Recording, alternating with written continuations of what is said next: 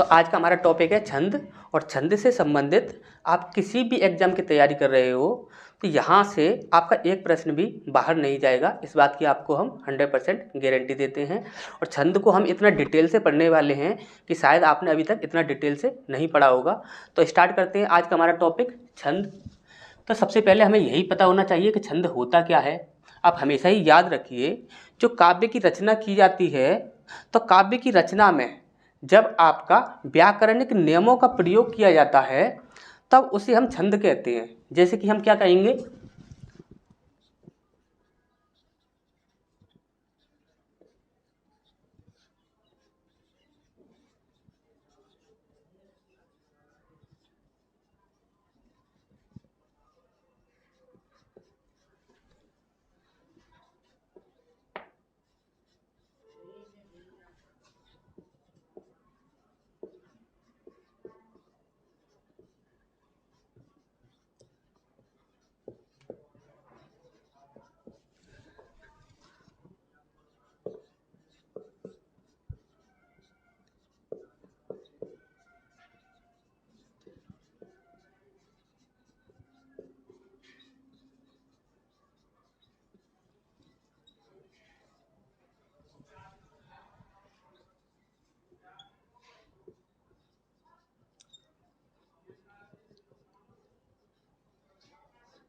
ठीक, जब किसी काव्य में हम व्याकरणीय नियमों का प्रयोग करते हैं तो वह काव्य क्या कहलाता है, आपका छंद कहलाता है। दूसरी भाषा में इसे किस प्रकार से बोला जा सकता है,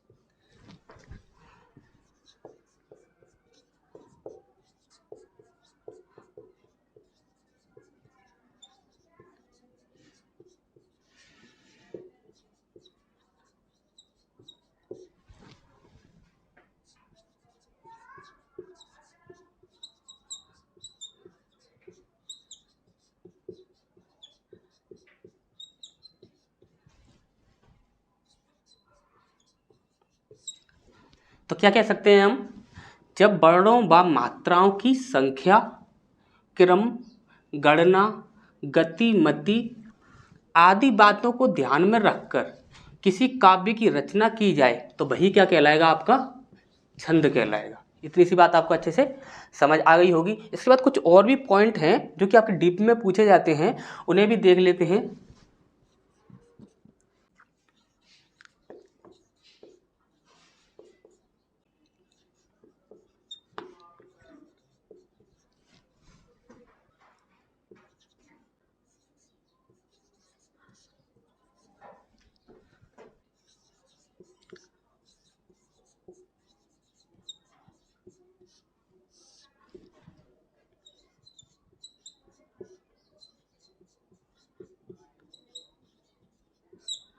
देखिए, छंद शास्त्र को पद्य का व्याकरण कहा जाता है। ये क्यों कहा जाता है, क्योंकि व्याकरणीय नियमों का यहाँ पर प्रयोग किया जाता है। यदि पद्य की बात की जाए तो पद्य के लिए एक स्टेटमेंट दिया था हजारी प्रसाद द्विवेदी जी ने, ये भी आप याद रखिए। पूछा जाता है कि पद्य आत्मा की संकल्पनात्मक अनुभूति है। ये किसने कहा था, तो हजारी प्रसाद द्विवेदी जी ने कहा था। क्या कहा था, पद्य आत्मा की संकल्पनात्मक अनुभूति है। ये बात भी आप याद रखिए। इसके बाद आपका दूसरा पॉइंट होता है,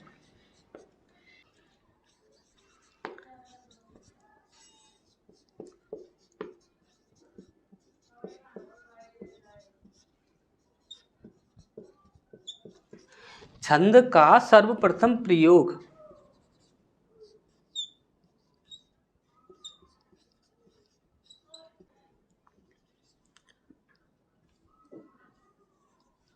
ऋग्वेद में मिलता है।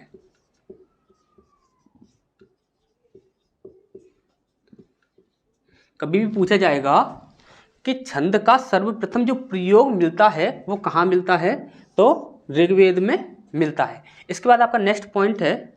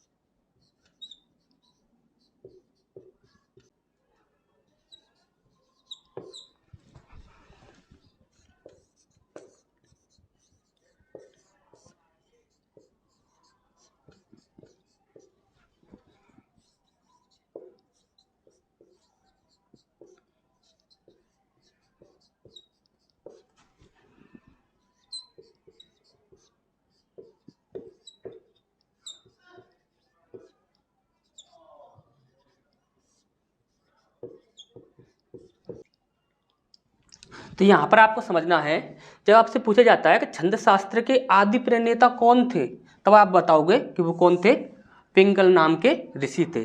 अब आपसे पूछा जाता है कि छंद का जो दूसरा नाम है वो क्या है, तो आप बताओगे छंद का जो दूसरा नाम है वो पिंगल है। किसके नाम पर पड़ा, पिंगल नाम के जो ऋषि थे जो कि आपके आदि प्रणेता थे, उन्हीं के नाम पर क्या पड़ा, पिंगल नाम दूसरा पड़ा।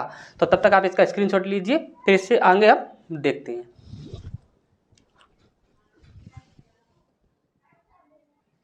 अब इसके बाद हमें नेक्स्ट पॉइंट देखना है, छंद के प्रकार। यहां पर सबसे पहला हमारा छंद है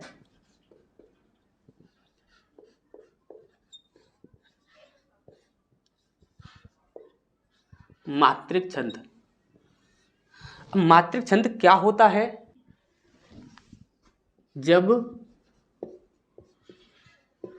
किसी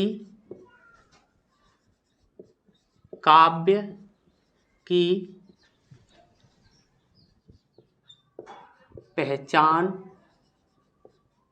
करने में मात्राओं की गणना की जाए। जब किसी काव्य की पहचान करने में मात्राओं की गणना की जाए कि मात्राएं कितनी हैं, तब वो कहलाता है आपका मात्रिक छंद। अब ये जो मात्रिक छंद होता है इसके भी कुछ प्रकार होते हैं जो कि हमें देखने हैं, उन्हें हम अलग से देखेंगे। सबसे पहले हम दूसरा प्रकार देखेंगे,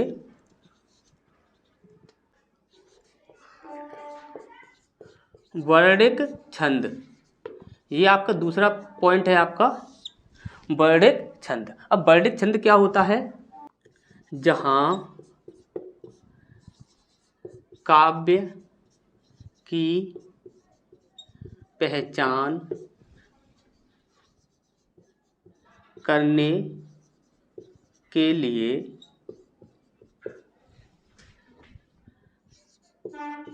वर्णों की संख्या को गिना जाए। ठीक, तो वर्णिक छंद क्या होगा, जहां काव्य की पहचान करने के लिए वर्णों की संख्या को गिना जाए। देखिए मात्रा और वर्ण इन दोनों को ही गिनना हम आपको सिखाएंगे, इन डिटेल सिखाएंगे। इसमें काफ़ी सारे ऐसे पॉइंट होते हैं जैसे कि जहाँ पर आपको दिख रहा होगा दीर्घ लेकिन गिना जाएगा लघु, यहाँ पर दिख रहा होगा आपको लघु लेकिन गिना जाएगा दीर्घ, चंद्र बिंदु, अनुस्वार, विसर्ग, इस प्रकार से काफ़ी सारे पॉइंट्स होते हैं जो कि हम आपको बताएंगे, वो हम आपको अलग से बताएंगे। ठीक, तो यहाँ पर आपको ये बात याद रखनी है। इससे जुड़ा आपका एक पॉइंट और आपको याद रखना है, सभी चरणों में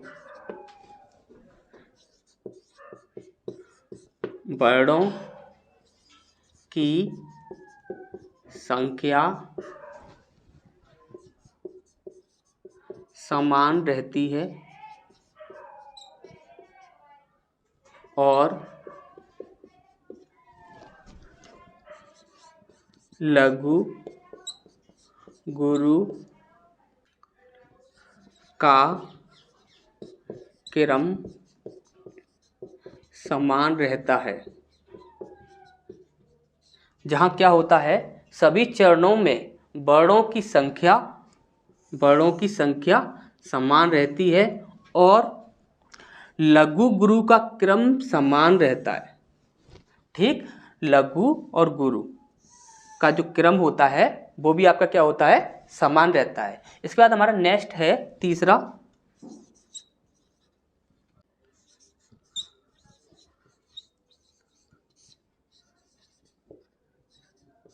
इसके बाद होता है आपका तीसरा मुक्तक छंद। मुक्तक छंद के बारे में यदि पूछा जाता है तो आपसे पूछा जाता है प्रणेता कौन है। प्रणेता जो होते हैं इसके, वो होते हैं सूर्यकांत त्रिपाठी निराला। सूर्यकांत त्रिपाठी निराला इसके प्रणेता हैं। और इससे आपसे पूछा जाए यदि इनका जो उपनाम है, या इनसे पूछा जाए कि इनकी पदवी क्या थी, तो आप बताओगे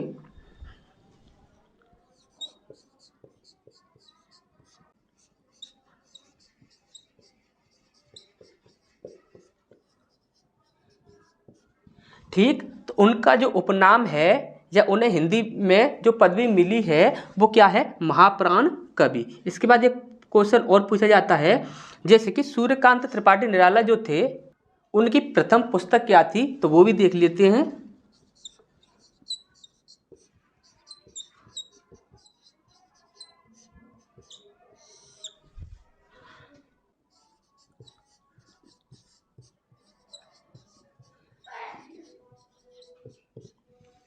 जूही की कला। देखिए, मुक्तक छंद जो होता है आपका, उसके प्रणेता जो है वो कौन है आपके, सूर्यकांत त्रिपाठी निराला। अब सूर्यकांत त्रिपाठी निराला का जो उपनाम है, जो इनको पदवी दी गई है, वो क्या है आपका, महाप्राण कवि। ये काफ़ी बार आपका पूछा जा चुका है। इसके बाद प्रथम पुस्तक कौन सी थी सूर्यकांत त्रिपाठी निराला की, तो आप बोलोगे जूही की कला। ठीक। इसके बाद आपका एक चौथा पॉइंट और होता है, आपका चौथा भेद है ये आपका,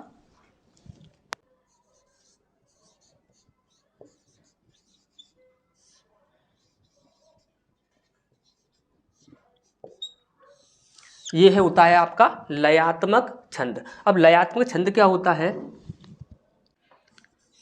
प्रणेता जो है इसके वो होते हैं आपके कुछेक आचार्य। ठीक, कुछेक आचार्य जी जो हैं इसके कौन है, प्रणेता हैं। यदि आपसे पूछा जाता है कि आधार क्या है,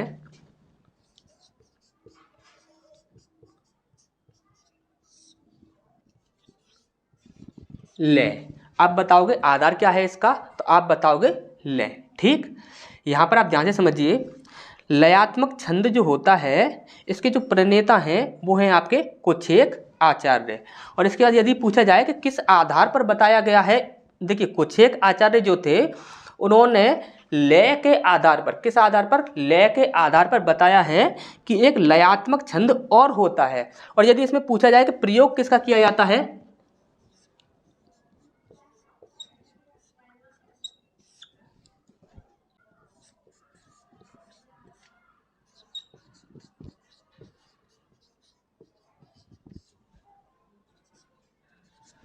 तो आप याद रखोगे इसके अंदर जो प्रयोग किया जाता है वो गीतों का प्रयोग किया जाता है। इसमें क्या आते हैं आपके, गीत आते हैं। तो यहाँ तक आपको अच्छे से समझ आ गया होगा। इसके बाद नेक्स्ट पॉइंट की ओर बढ़ते हैं, तब तक आप इसका स्क्रीनशॉट ले लीजिए।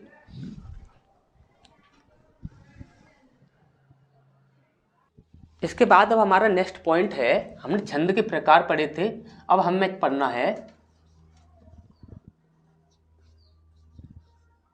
मात्रिक छंद के प्रकार। ठीक, अब ये जो मात्रिक छंद होता है इसे 3 प्रकार से बांटा जाता है। पहला होता है आपका सम मात्रिक, दूसरा होता है आपका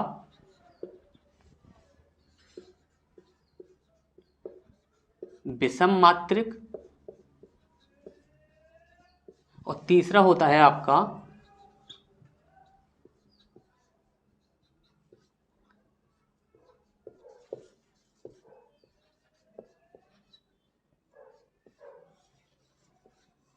अर्धसम मात्रिक। ठीक, यहाँ पर सबसे पहला सममात्रिक, दूसरा विषम मात्रिक और तीसरा अर्धसम मात्रिक। ठीक, तो ये किस प्रकार से बांटे जाते हैं वो देखते हैं। देखिए सममात्रिक जो होता है वो क्या होता है, जिसके प्रत्येक चरण में मात्राओं और वर्णों की संख्या समान हो। जहां पर प्रत्येक चरण में मात्राओं और वर्णों की संख्या समान होगी वह क्या कहलाएगा, आपका सममात्रिक छंद। यदि आपसे एग्जाम्पल के रूप में पूछा जाए, ये काफ़ी पूछा जाता है, आपसे पूछा जाता है कि इसमें से कौन सा है जो कि सममात्रिक छंद है, कौन सा है जो विषम मात्रिक छंद है। तो एग्जाम्पल के रूप में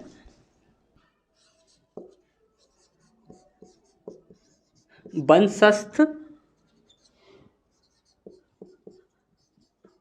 चौपाई, ये दोनों एग्जाम्पल देखिए, ये दोनों जो एग्जाम्पल हैं आपके वो सममात्रिक छंद के हैं। ठीक, इसी प्रकार से विषम मात्रिक छंद क्या होता है, ये दो छंदों से मिलकर बनते हैं। सबसे पहला पॉइंट आपको याद रखना है कि ये क्या होते हैं, कि दो छंदों से मिलकर बनते हैं। दूसरा पॉइंट आपको याद रखना है, इसमें 4 से अधिक या आप कह सकते हो 6 चरण होते हैं। इसके बाद आपको नेक्स्ट पॉइंट याद रखना है, इसके सभी चरणों की मात्राएं और वर्ण की संख्या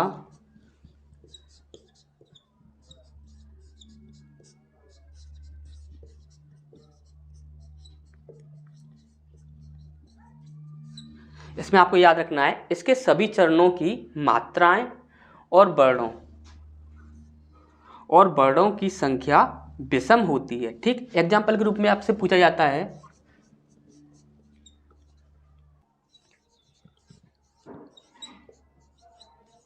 कुंडलियां, दूसरा छप्पिया। ठीक, यहाँ पर विषम मात्रिक छंद आपको अच्छे से समझ आ गया होगा। यहाँ दो छंदों से मिलकर यह बनता है, इसके 4 से अधिक यानी कि 6 चरण होते हैं। ठीक, इसके बाद इसके सभी चरणों की मात्राएं और वर्णों की संख्या विषम होती है। कुंडलियां और छप्पिया ये इसके एग्जाम्पल हो जाएंगे। यहाँ पर है आपका अर्धसम मात्रिक। तो अर्धसम मात्रिक क्या होता है, जिसके सम चरणों में समान मात्राएं और विषम चरणों में समान मात्राएं हों। देखिए, जिसके सम चरणों में समान मात्राएं होंगी और विषम चरणों में समान मात्राएं होंगी। यदि देखा जाए कि सम चरणों की जो मात्रा है और विषम चरणों की जो मात्रा है वो अलग अलग होंगी, लेकिन सम चरणों की जो सम चरण होंगे उनकी मात्रा समान होंगी और विषम चरण जो होंगे उनकी मात्राएं समान होंगी। ठीक, जैसे कि आपके सम चरण और विषम चरण होते क्या हैं,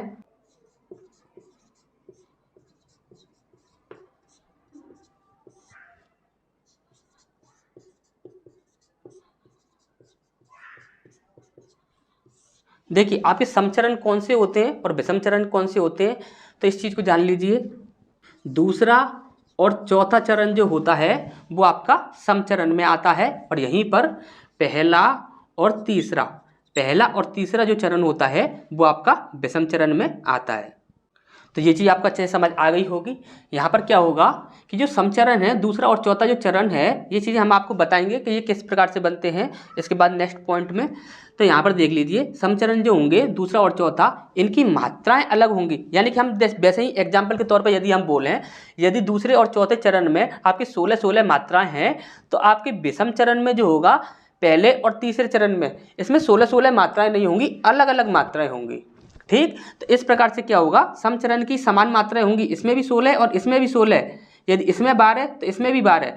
लेकिन विषम चरण होगा तो इसमें आपकी कुछ और ही मात्राएं होंगी। यदि इसमें 14 14 13 13 इस प्रकार से कुछ भी हो सकता है, लेकिन इसकी और इसकी समान मात्राएं नहीं होंगी, लेकिन इन दोनों की और इन दोनों की आपस में समान मात्राएं होंगी। ठीक, ये चीज़ आपको अच्छे समझ आ गई होगी। इसके यदि एग्जाम्पल पूछा जाए,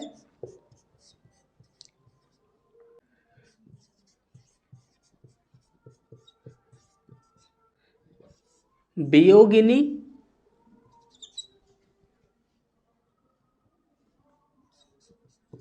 दोहा। ठीक, वियोगिनी और दोहा ये क्या होंगे, अर्धसम्मात्रिक छंद होंगे। तो ये चीज़ आपको अच्छे से समझ आ गई होगी। इसके बाद नेक्स्ट पॉइंट की ओर बढ़ते हैं, तब तक आप इसका स्क्रीनशॉट लीजिए।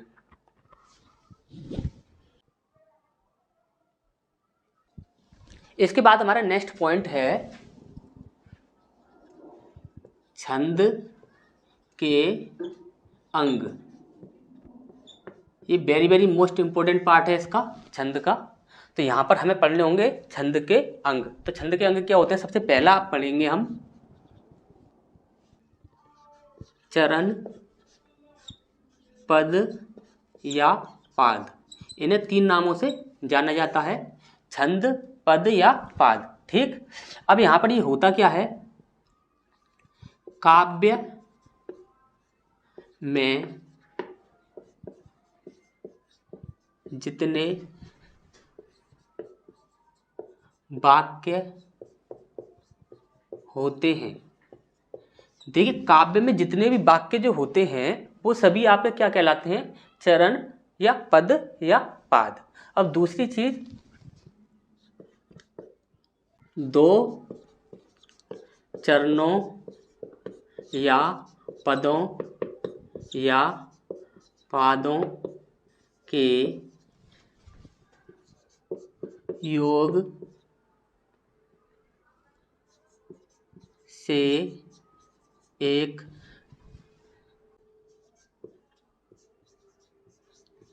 पंक्ति बनती है। ठीक, 2 चरणों या पादों या पदों के योग से एक पंक्ति बनती है। ठीक, एक पंक्ति बनती है किनके, 2 चरणों के योग से। ठीक, इसमें आपको नेक्स्ट पॉइंट याद रखना है, चरण 2 प्रकार के होते हैं। ये चरण जो होते हैं वो आपके 2 प्रकार के होते हैं। सबसे पहला समचरण, दूसरा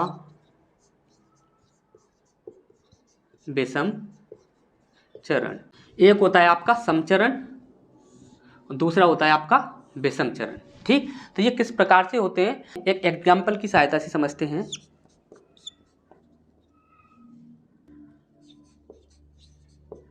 सबसे मिलकर रह मन,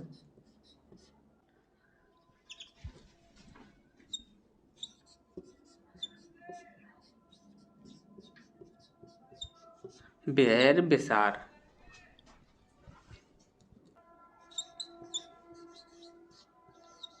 दुर्लभ नर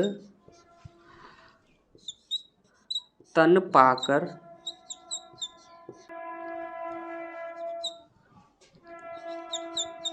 कर उपकार। तो यहाँ पर आप जब यहाँ पर देखोगे तो ये जो आपका काव्य है इसमें यहाँ से यदि स्टार्ट किया जाए और यहाँ पर कॉमा तक यहाँ पर देखा जाए यहाँ तक, तो ये आपका पहला चरण होगा। ठीक, इसके बाद यहाँ से और यहाँ तक देखा जाए तो ये आपका दूसरा चरण होगा। इसके बाद यहाँ से और यहाँ तक देखा जाएगा तो ये आपका तीसरा चरण होगा। और इसी प्रकार से यहाँ से और यहाँ तक देखा जाएगा तो ये आपका चौथा चरण होगा।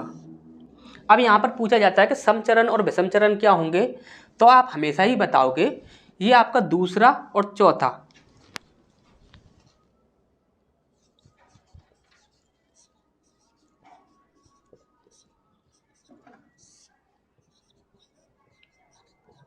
दूसरा और चौथा चरण समचरण कहलाते हैं। ठीक, दूसरा और जो चौथा चरण जो होता है ये आपके समचरण कहलाते हैं। ठीक, इसके बाद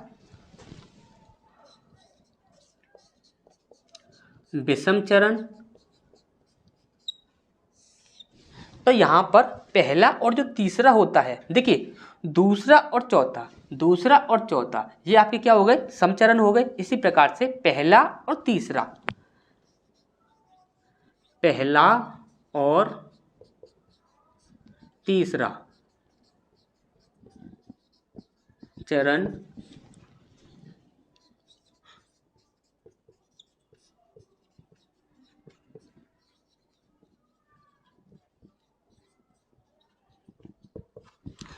पहला और तीसरा जो चरण होता है ये आपके दोनों चरण क्या कहलाते हैं, विषम चरण कहलाते हैं। तो यहाँ तक आपको अच्छे से समझ आ गया होगा। इसके बाद आगे बढ़ते हैं, तब तक आप इसका स्क्रीनशॉट ले लीजिए।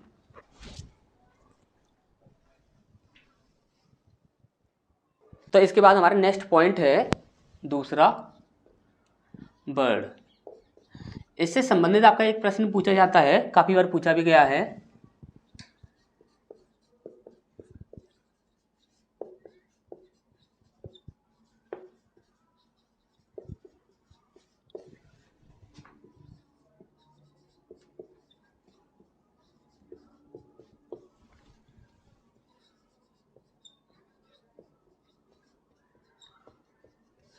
भाषा की सबसे छोटी इकाई जो होती है वो क्या होती है, तो वहां पर आप आंसर देते हो वर्ड होती है। ठीक, इसके बाद देखिए वर्ड में हम आपको सिर्फ उतना ही पढ़ाएंगे जितना कि आपका छंद में प्रयोग किया जाता है।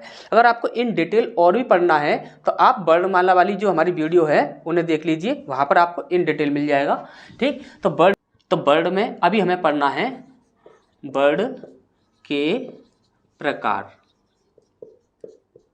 यहां पर आप दो प्रकार यूज करते हो।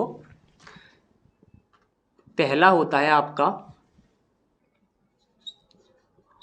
ह्रस्व स्वर और दूसरा होता है आपका दीर्घ स्वर। इन दोनों को ही हमें यहाँ पर पढ़ना है। तो सबसे पहले स्टार्ट करते हैं ह्रस्व स्वर से। ये आपके तीन होते हैं वैसे तो, ह्रस्व स्वर, दीर्घ स्वर और एक प्लुत स्वर। तो देख लीजिए, यहाँ पर प्लुत स्वर नहीं बता रहे हैं, वैसे ही आपको बता देते हैं कि देखिए प्लुत स्वर वह होते हैं जिनमें तीन मात्राओं के बराबर समय लगता है, जिनके उच्चारण यदि किया जाए तो उच्चारण करने में कम से कम 3 मात्रा का समय लगता है, तो उसे हम प्लुत स्वर कहते हैं। ठीक, यहाँ पर हमें ह्रस्व स्वर समझना है।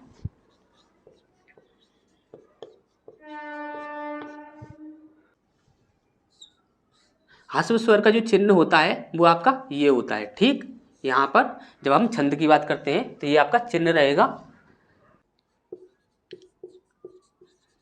जिसके उच्चारण में केवल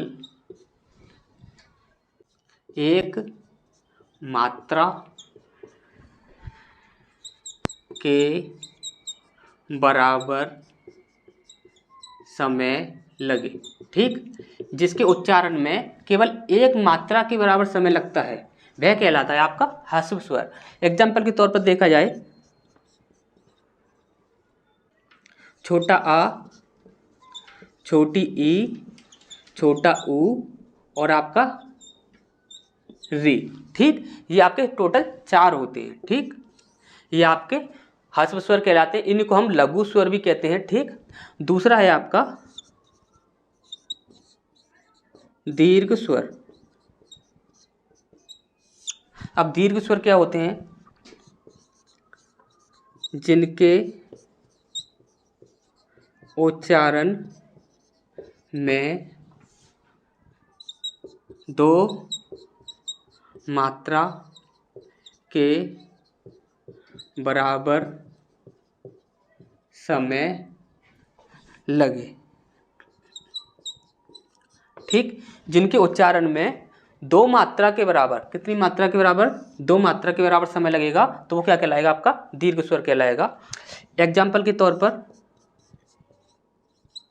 बड़ा आ, बड़ी ई, बड़ा ऊ, ए से एड़ी, ए से ऐनक, ओ से ओकली, औ से औरत।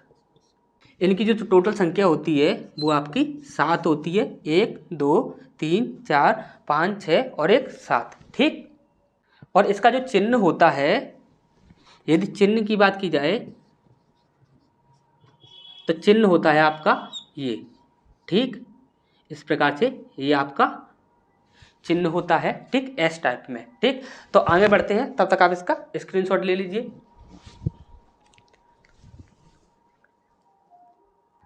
तो यहाँ पर हमारा नेक्स्ट पॉइंट है, यहाँ पर हमें 2 चीज़ें सीखनी होंगी।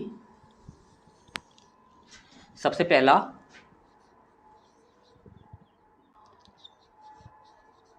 दीर्घ स्वर या गुरु वर्ण बनाना। ठीक, सबसे पहला दीर्घ स्वर या गुरु वर्ण बनाना। गुरु क्या होता है? ये मात्रा होती है जिसे हम गुरु कहते हैं। इसी प्रकार से दूसरा हमें समझना है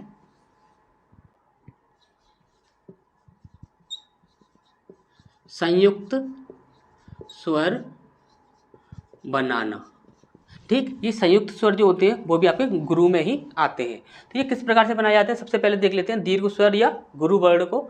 जैसे कि आपका छोटा आ है या बड़ा आ है, उसके साथ आप छोटा आ ऐड कीजिए या बड़ा आ ऐड कीजिए, सदैव ही आपका बड़ा आ ही बनेगा।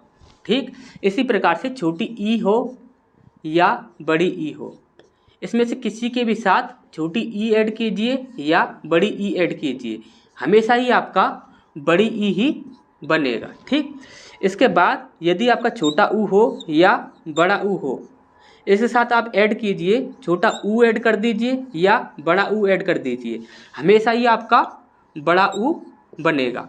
इसी प्रकार से री से ऋषि के साथ री से ऋषि ऐड कीजिए तो आपका री से ऋषि ही बनता है।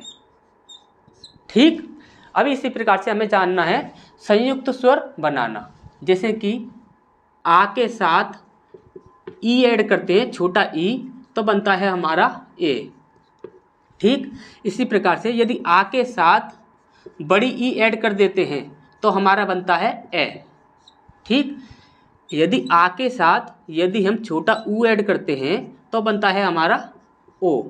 और यदि यहाँ पर आ के साथ बड़ा ऊ ऐड कर दिया जाए तो बनता है हमारा ओ। ठीक, अब यहाँ पर एक पॉइंट और आपको याद रखना है, संयुक्त स्वर बनाने की इस विधि को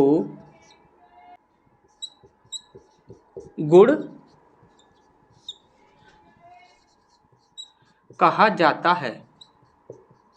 आप याद रखोगे, जो संयुक्त स्वर बनाने की जो विधि है, जो हमने प्रयोग की है, इसे गुण कहा जाता है। ठीक, तो यहाँ तक आपको अच्छे से समझ आ गया होगा। तब तक आप इसका स्क्रीनशॉट लीजिए, फिर आगे बढ़ते हैं। इसके बाद हमारा नेक्स्ट पॉइंट है अंग और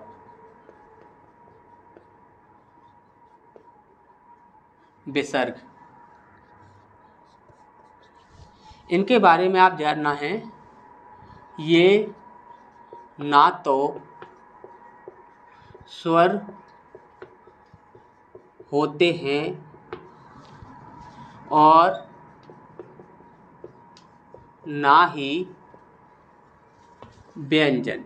ठीक, आपको याद रखना है ये ना तो स्वर होते हैं और ना ही ये व्यंजन होते हैं। ठीक, यहाँ पर अंग जो होता है इसे कहा जाता है, इसे अनुस्वार बोला जाता है। इसके बाद ये जो होता है आपका, इसे आपका विसर्ग बोला जाता है। ठीक, इसका संस्कृत में प्रयोग किया जाता है। इसके बाद इन दोनों के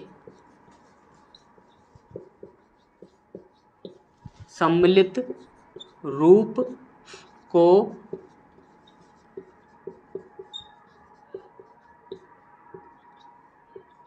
अयोग्य कहा जाता है। ठीक, आपको याद रखना है ये जो होता है इसे हम अनुस्वार बोलते हैं और ये जो होता है इसे हम विसर्ग बोलते हैं। और इसके बाद इन दोनों का जो सम्मिलित रूप होता है, आपसे पूछा जाता है कि इनमें से अयोग्य कौन है, तो भी आप सीधा ही बता सकते हो कि ये आपका अयोग्य है या ये आपका अयोग्य है। लेकिन अगर यदि पूछा जाएगा इन दोनों के सम्मिलित रूप को क्या कहते हैं, मिश्रित रूप को क्या कहते हैं, तो आपका अयोग्य कहलाता है। ठीक, इसके बाद हमारा नेक्स्ट पॉइंट है चंद्र बिंदु। इसका ये आपका चिन्ह होता है, ये आपको अच्छे से पता होगा, चंद्र बिंदु। इसके बारे में पूछा जाता है तो आप बताओगे यह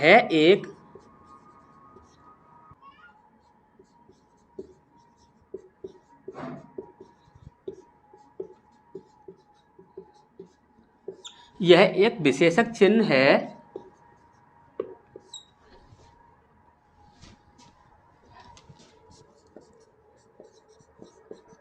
जिसका आकार चंद्रमा जैसा होने के कारण इसे चंद्र बिंदु कहा जाता है। इसका आकार चंद्रमा जैसा होने के कारण इसे चंद्रबिंदु कहा जाता है। इसके बाद नेक्स्ट पॉइंट है आपका, इसका प्रयोग सभी